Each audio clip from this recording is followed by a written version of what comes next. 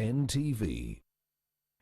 You're still watching Morning at NTV. The hashtag is just that, Morning at NTV. We're on Twitter and Facebook. And for those of you watching us on YouTube Live, hello. So the pandemic came. It's still here. And most likely a lot of things are going to stay the way they are. So some lost their jobs. Others had to say, oh, maybe business is a thing for me. Let me change a few things. Others had to change the entire structure of how they actually operate. Yeah, even us here on TV, we had to change a few things. But what happens when you've been doing something one way and have to do it another way? Are you worried that people may not accept it? What about you? Are you skilled? Because I think 2 years ago we started the conversation of skills for the future. And people said, no, the future is like 10 years to come. And then we have to be shocked out of our comfort zones. Joining me to talk about how they've reskilled what they do or themselves into something different. Today I have Rebecca Nanjego from Swap and Talk. How are you? And I have the founder of Teesa Advisory, Paula Mugisa. Hi, Paula. Hi. Good morning. Paula has some great things that are going to be happening soon online, so she'll talk to us about that. We'll start off with Rebecca. Sometimes I'm not sure if your business is Thrift, Swap and Talk. Or do I mix? Yes. When you have two businesses online, we're not really sure. But which is your baby? Which do you put first? Both are my babies. Yeah. I put them both first. Yeah. But I describe myself as a multi-passionate entrepreneur that helps women show up as the best version of themselves mentally and physically. Oh, there you go. When I mentioned that Rebecca would be coming, someone said, oh, she loves fashion. It's like, okay, that's one way to see things. But I knew you as founder of Swap and Talk, which was really a good space for women to come talk about things that, as you said, create a certain life for women, but also fashion was there. Then you started thrift store. Yeah. Yes, where then we could get affordable clothing. Yeah. Now, I was watching you very closely online during the first phase of lockdown, the second, and the whole lot. And I literally saw the change every other day. I'm wondering, when did it spark and you say, things are not going to be the same? I have to think differently now. When did that happen? I think COVID, first of all, shocked everybody. Yes. And for me, my businesses were greatly affected because Swap and Talk is an events thing. And then thrift shop, I source my clothes from Owino Market. So basically the place Closed crowds. everything. Yes. So I was just like, no, I really need to restructure how I do things. So for Swap and Talk, I was just like, okay, I'll just use Zoom. Yes. And I was now thinking, are people going to be open? Because also that's an assumption that everybody will understand how to, yes. Yeah. But then also paying for an event when it's online. I was just like, I don't know. Yeah. But then I just put myself out there and faced my fears, and it turned out great. Okay, so that's thinking for the people if they'll be prepared. Were you prepared? No, I wasn't. Yeah. I had to do had to do a crash course on Zoom and just look up people that have done this for years, and yeah. Okay. You know, and I think Paula will talk about that in terms of when you're going to do anything, any business, you must study the market that you're going to actually do this business in. When the pandemic hit, as you said, nobody was prepared, right? So how do you even plan in a time when that you didn't even prepare for? Because we're assuming that if I was doing a business, I'd already planned or structured maybe 3 months in advance, and then something hits and I have to throw out that plan and do something else. Where do you even start with such things happening to you? That's such a very good question. I think one of the things we push with our entrepreneurs that we work with is the application of innovation. So you know how rappers say, you stay ready so you ain't gotta get ready? Yep. Exactly. Yeah. So that's exactly what happened with Teesa. We said, wow, we've been, here since 2018. It's been 15 months. We have a portfolio of 13 clients. But what is 13 clients when you could have 13,000? So at the end of 2019, we said, no, we have to go digital. We have to find a way to get all of these tools that we've been helping traditional consultancy clients with and give it to millions of entrepreneurs across Uganda. So COVID No idea of COVID, no Actually, idea of the yes, because pandemic. you started we this started- months before. Yeah, literally, no idea. But it's because we're always pushing to be at the front. And I think what's common in Ugandan culture and in Ugandan business, it's do what everybody else is doing or what we have always done. Because we assume that will bring the success. Yeah. I can see Flavia doing it. She looks great. She looks like Let's everything do is it. fine. Let's do the same. Yes, but we need to be planning for the Uganda towards the end of the pandemic, 5 years from now, 3 years from now, like you're talking about, skilling for the future. It's so important for businesses to be future-pacing and front-facing. That way, you stay ready. Ooh, I feel like, Pen, where are you? Part of being an influencer, and you are an influencer, is that you talk to clients who, before the pandemic, had no reason, according to them, to go online. Right. They were successful, getting a profit the way they were. Right. And then the pandemic came, and first of all, they had stock, they couldn't sell to anybody, and then they had to go online. And then there were mistakes. So let's not say online, because maybe businesses have changed another way that they don't have to go online. But in accepting change, what are the steps? I was talking about this with Rebecca in the car. First major barrier, mindset. It's a huge one, and we underrate it so much. First of all, accepting that you have to change, and then having a mindset that's always looking out for opportunities in your space, meanwhile. Yes. So, like, not everybody here is now going to go and make sanitizers. Yes. Neda. Oh, gloves. Right? Oh, Jeez, gloves. no. Oh, masks. Oh, masks, No. Looking for the opportunities in your market that are honed around your formal and informal skills. Yeah. That's the first bit. Yeah, and I think that's like 70% of the work. Because then when you're like, we go. Yes, let's do it. But it happens here first, and that's the tricky bit. Yeah. Rebecca, I'm trying to figure out who, as they call it, target market is. Who are you talking to, and how did that help in factoring when you're changing? You're saying the business must change. Did you say, oh, okay, these are the kind of people I speak to, I've understood them, and where we're going, I'll need to do A, B, C, D? Yeah, so part of the good things about using online is you have your market, target market, stated out for you. Yes. So for me, it's predominantly women 25 to 35 years old. So I know that because of my analytics. Yes. But also, I know that these are the times when these women are busy. So I know that convenience is a thing, it's a service they need. Yeah, so I was just like, how can I make convenience something that is part and parcel of my business? And so I used that to just retool and reskill. Somebody might be hearing us saying retool, but you did make one big change. Maybe you can explain it to us, which ended up into subscription. Yeah, so for Thrift Shop, I used to just source clothes, put them online for anybody to pick. Just pick what you want. What I have done now, starting last month, is I've started a subscription-based membership. So here, the ladies get to choose items that they would like. Are you the first one to do this? In Uganda? In Uganda, I don't think so. There's, Okay. there's another lady that does it. But it's a subscription-based membership. So ladies just tell me the amount of clothes they want and what type. Like they have to get in detail, like the fabric, what colors and stuff. And then I go source those clothes for them, send them to their home, and then they can try on comfortably and just give me money. You started this when we're still under lockdown, if I'm not mistaken, and you've spoken about one of the issues that you had when we started lockdown is sourcing the outfits. Yeah. So did you have stock and say I'll have a place to start, or it was a case of let me gather the market? Because I know Paula will say this: get the market first, and then go to the. See, I remember these things. But so weren't you worried that I might get the numbers, and if nothing changes in terms of lockdown, I might have a problem sourcing the actual clothes? No, so I have my suppliers on lock and key. There you go. Yeah, so even like when I'm telling people to choose, it's within certain items that I know that I can easily source. Why was this the answer to whatever, barrier you had before? Why was this the answer? Well, as I grow older, I realize that time is really the most valuable resource. They keep saying time is money, but I really never got it until I think I was 27 years old.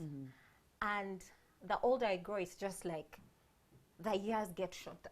And so I just said, how can I save people? If I can save people time, yes, I'm sure Yes. that, yeah. and you know, the older we go, as you say, we don't have the time. We don't have the time. Everybody says I'm busy, even those who are Yes. not. But you say I am busy. Yeah. Okay, so for you, we're trying to just cut the time that people have to make decisions. Yeah, but also my time. So I'm Yeah, not, okay, I like that. I'm not going out just looking for anything. I just Yes. know I have Flavia in mind today. And this And is this what is it that I'm getting. And I know that whatever I get then is going to go out.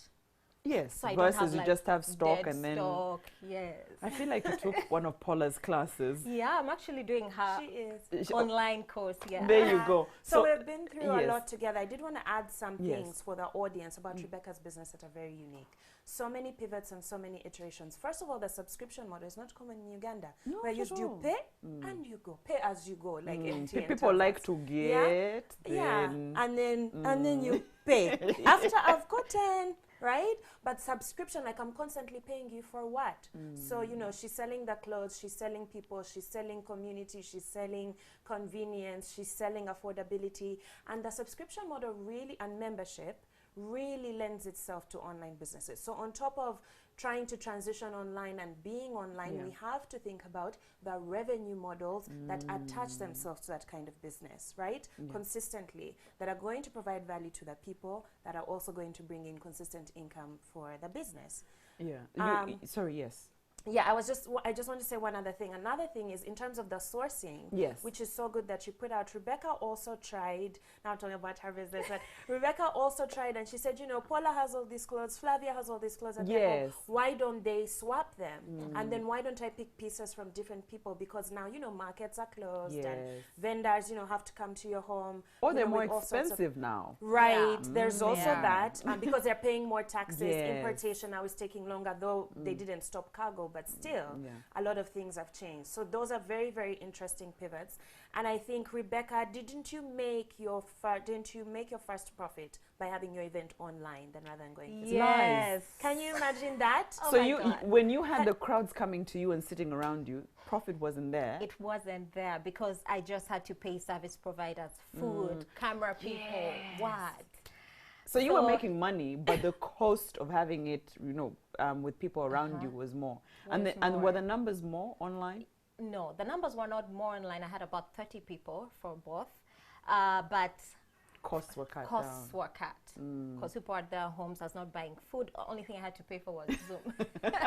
Yeah, and I'm okay. I'm worried. I'm not sure what conversations you're having with Paula advising you, but doesn't this become I'm never going back to have people around me. Everything will be online. Do you not then get comfortable in having your business a certain way, or do you say I'll keep on pivoting but online? No, like human interaction cannot, like we chat, but yeah. this is something. It can't be really translated. It can't be taken away completely. So I'm just thinking maybe one physical event a year and maybe 3 online. There you go. So Yeah. you're doing more online. Before we get to Teesa Advisory, I'm wondering what, and I guess, again, I feel like I've listened to a lot of Teesa's advice, but do you feel like there's something, a skill that you had or a strength actually that you had that you felt was useful when you were pivoting your businesses? Do you feel like this was unique to Rebecca that made this work? Because, you know, you can give me all the ways I can pivot, and if it's not a strength for me, I won't. So one of my strengths is I genuinely care about the people that I serve. I genuinely care about them. And so they are at the forefront of my mind. Okay. So when I'm reaching out and I have a new idea, I actually call and say, I'm thinking about this. Is it something you would come on board with? Or so before pivoting, I interact with my clients. Okay. So that's something. You don't shock them and I say, don't- I've made changes. No. This, from here onwards, this is how we're operating. No, because it serves both of us. So Yeah. we need to have a conversation. I know our mindsets are not, we're not very open to certain things. That whole pay, and then I will bring you the, wasn't there like a bit of a challenge? Yeah, like I called about 80 people, Yeah. and the people that ended up signing up were 17. Yeah. Whoa. Yeah, but that's still something. Okay. So now people need to see the evidence of it time, working. then I'll have more people. So Paula, you talked about having clients before. Actually, before COVID, you're saying you had already planned for things to be different. Yes. Were you going to take all the classes online, or some were going to be, you going to the client and seeing everything? So our whole transition was purely digital. Every single thing that we offer, free or paid, was going to be digital in our plans, and that's exactly what we did.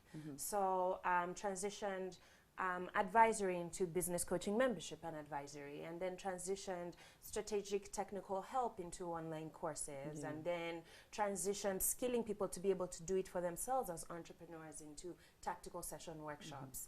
And that's exactly what we're doing now. Okay. Did you see, because I feel like now people are online. I didn't know that many Ugandans were online. Did you, what prompted you to say, let's change it to this way? It's so interesting because, like you were mentioning earlier, business and people and the way we do things definitely evolves.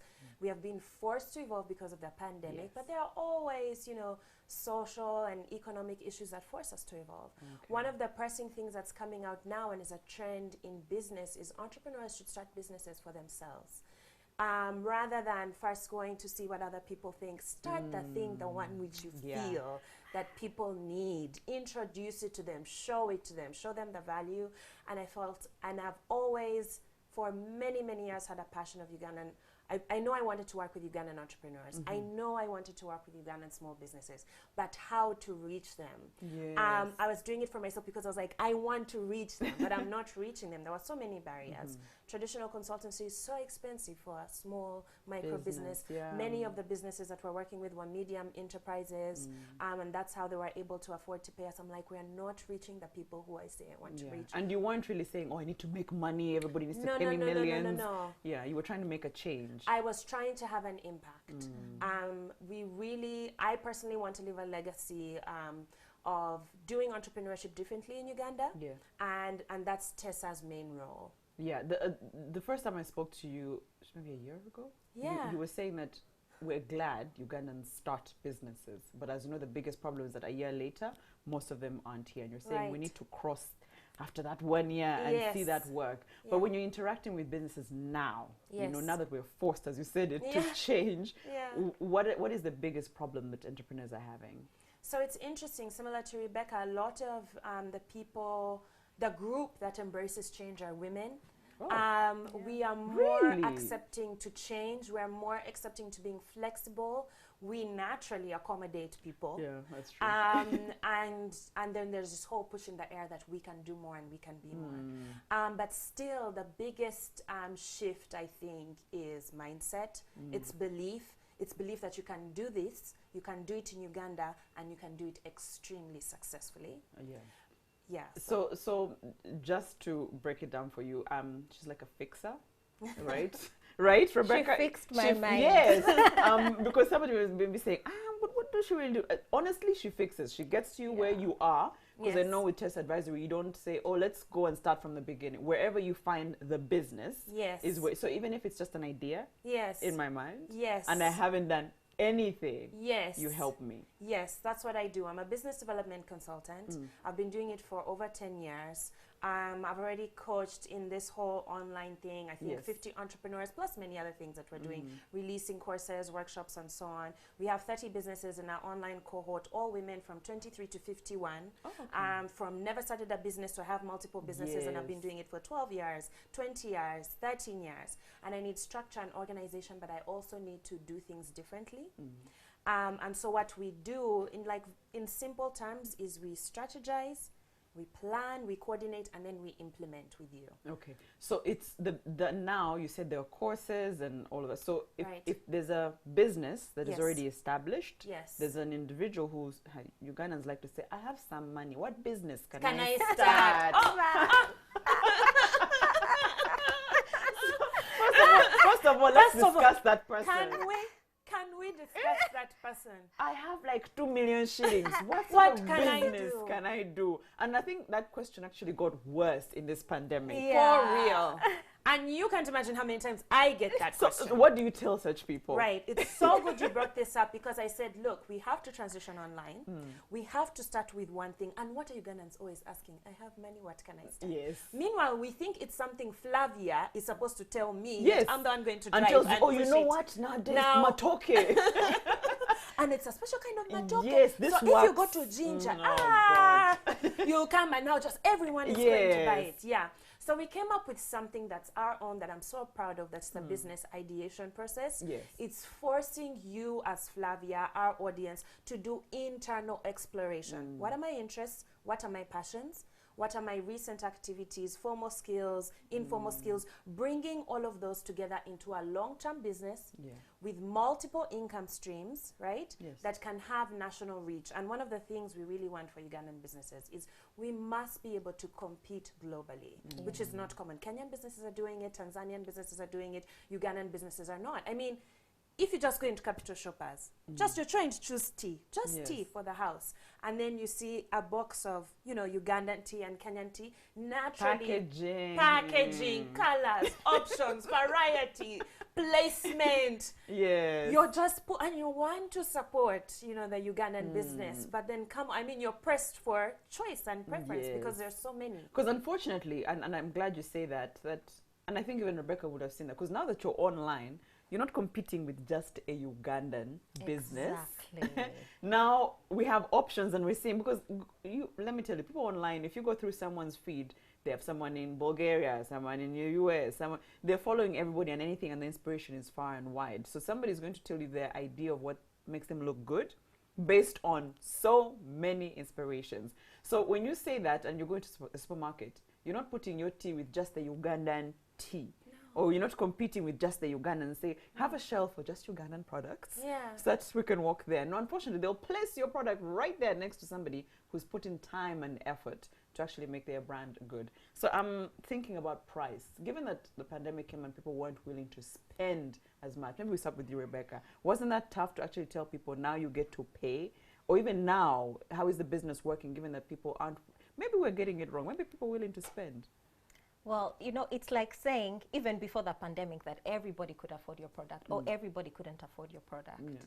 Like, it doesn't matter what time we're in, whether we're in crisis or not, there are people who are making money, there are people who are not making money. Yes. So they are people who can always afford your product. So what has happened is, for me, actually the prices have gone up because the sourcing cost has also gone up.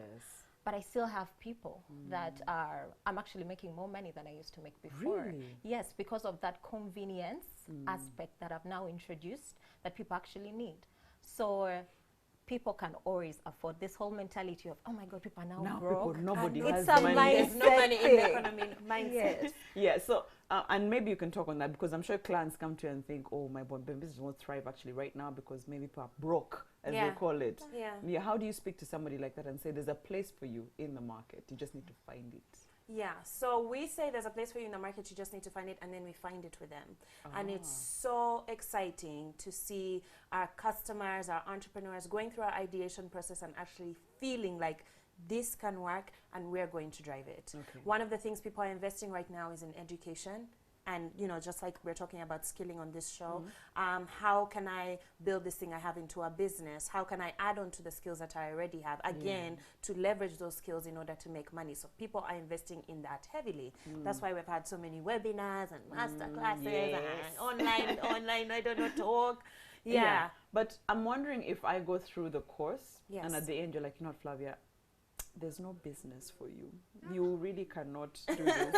Are there people like that? No, they are, but we do that in the start. So for example, our 210K course is 9 modules, but the first thing is ideation, building and refining your idea. We're refining a lot of ideas because our audience are existing entrepreneurs. Yes. They're the ones who tried on their own and failed. Yeah. And then they're like, this thing, it's not easy and straightforward like how I thought. So I'm still going to do it, but now I know I need support. Yes. So we really refine the idea first, because we can't build a team, strategize, do business structures for what? Of an idea that we don't have. Yes. So that that part of the course takes so much time. It, you know, you have to figure out what's the demand, what the entrepreneur wants, what their purpose is, so many things, and put them together into a long-term thing.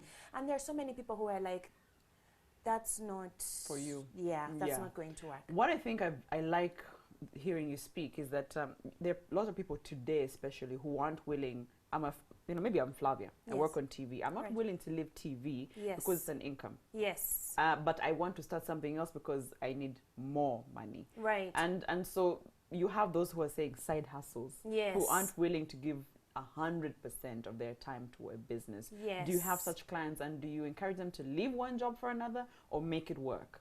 We encourage them to make it work. Yours, and I like that you use yourself as an example, is a very interesting kind of business, because your business is you. You're the brand, and you're the skill, and you've built it over time, and you have one of the greatest influencerships online because your audience trusts you. And so what we would be working with you on is to leverage what you're already doing to serve your audience better. The transition happens naturally, and you'll be pulled by the people saying, we want more, we want more, we want more. And again, it's not about leaving. It's saying, okay, I'm at NTV and Capital FM every day, every week, but could I be at NTV and Capital FM once a month? And then could I, maybe even have my own show? And is that show targeted to my audience? We have now realized the millions. And then what can I be doing to serve them with different products and services? From what I hear is that you ask the right questions.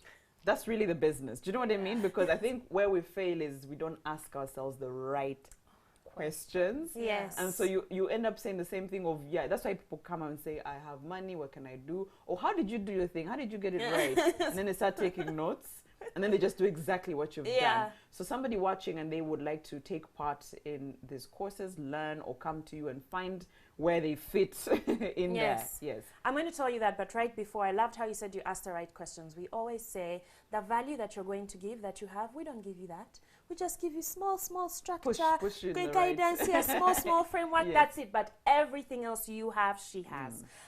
So people can find us on our social media platforms. It's at Teesa Advisory Services on Twitter, Facebook, Instagram, LinkedIn, Teesa with a double E.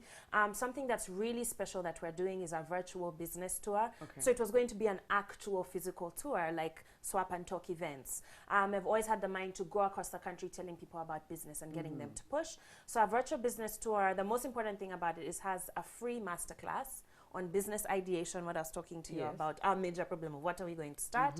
For existing businesses, how do you refine what you have to enter new products and services into the market that are Ugandan? So all the links are on our pages, on all of our social media. You can sign up for free.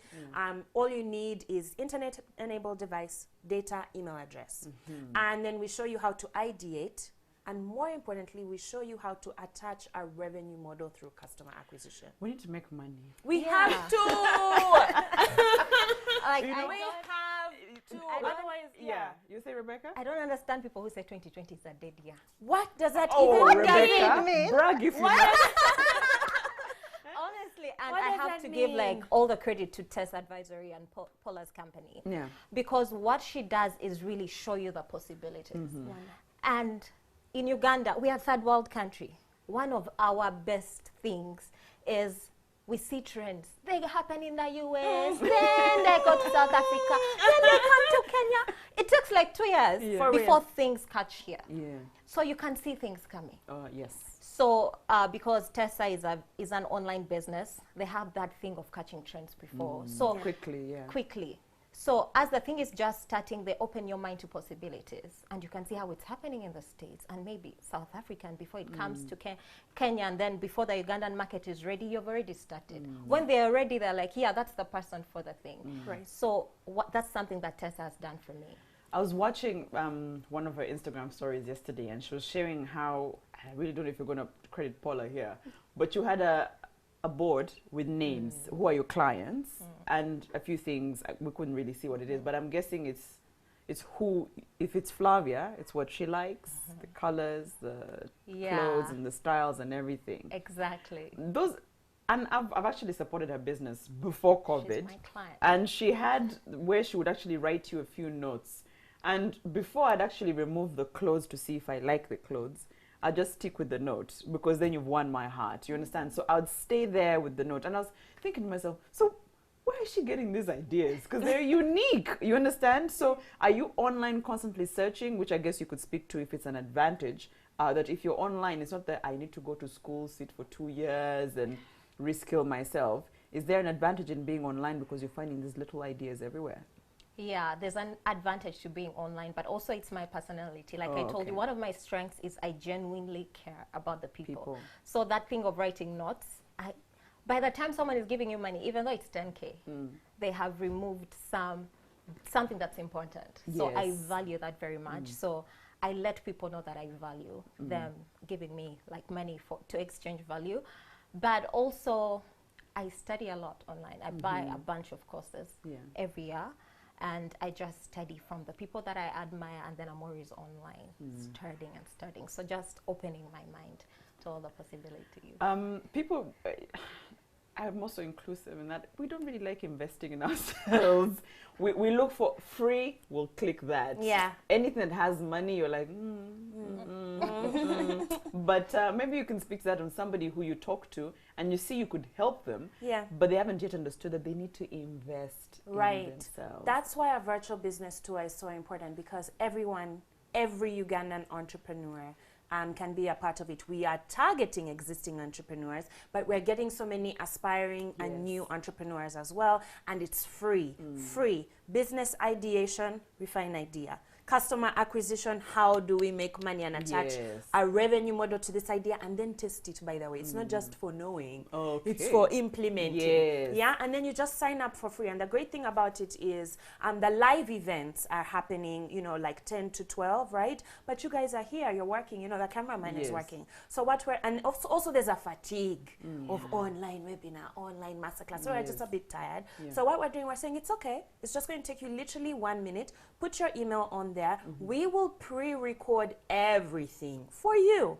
for free. We give you the video, we give you the audio, we give you the business ideation thing, your revenue model for free, right? If you say after all this, you're like, but I got some ideas from your thing, and then I went, then we can do a workshop, then you can do a course, then you're like, okay, but after you've experienced value for yourself first. And that's a fantastic strategy for, you know, all businesses, online, not online, trying to go online. Have a thing where you're offering value, you're building your trust and reputability, and people can see and feel, and Ugandans want to see and feel.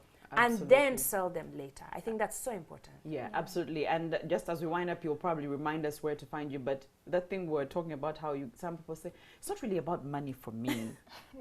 You know, I want to make a difference. Is there a business that doesn't want to make money? Right. So all businesses should make money, and they should make a lot of money, and they should have multiple income streams making money. But a great way to do that is to have impact, right? Which is what we're doing.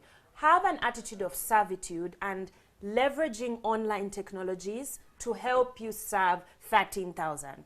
When you get that 13,000 audience and give them value, they will pay you. So both should come hand in hand, impact and money. Yeah, I'm worried that you may not reach the Ugandans who get their phones and they're like, what did I click?